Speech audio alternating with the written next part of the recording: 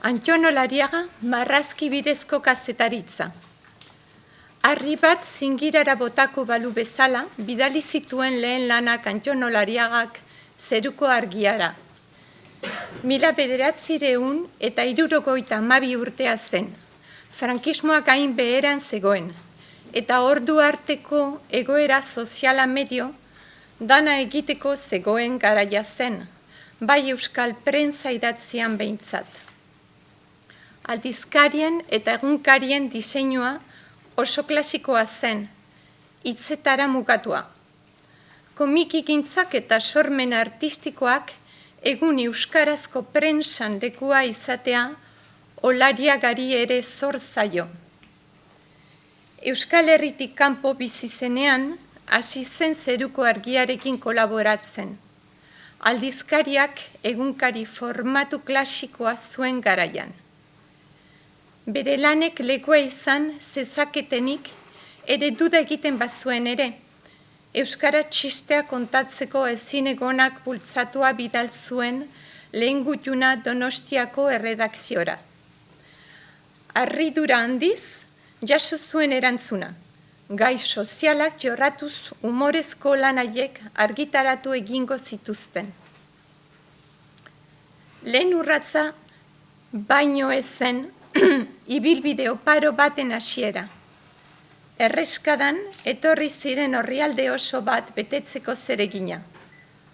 Mozorrozko eta horma esprai personaiak. Argia era berrituaren azalak diseinatzen hastea, eta sagardotegi sasoia iragarriz kartelak egitea. Gaiak lantzeko orduan inspirazioa, esaterako Frantzian aurkitu izan duen arren, Hernanitik Donostiara garraio publikoan bidaia bat egitea, baino ezagoela dio edo zerri buruz marraztu ahal izateko, zer esanik ez mugikorrek izartea irentsi duten garraioan.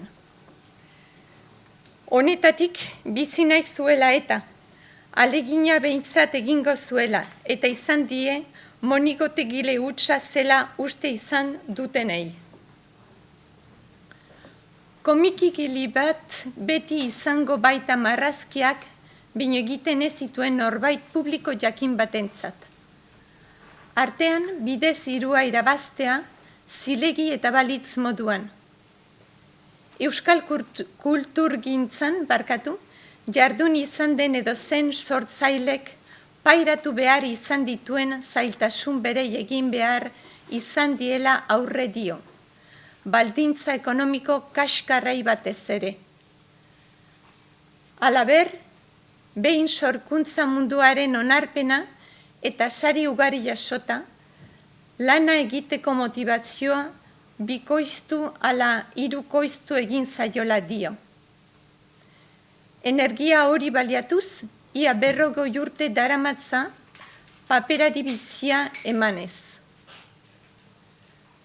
Ordenagailua eta kolorea berrikuntza izugarria izan dira lan egiteko modua eta ohiturak aldarazi baitizkio. Gakoa ordea, maiztasuna dela dio, entrega data izateak adrenalina eta presio puntua gehitzen baitio sormenari.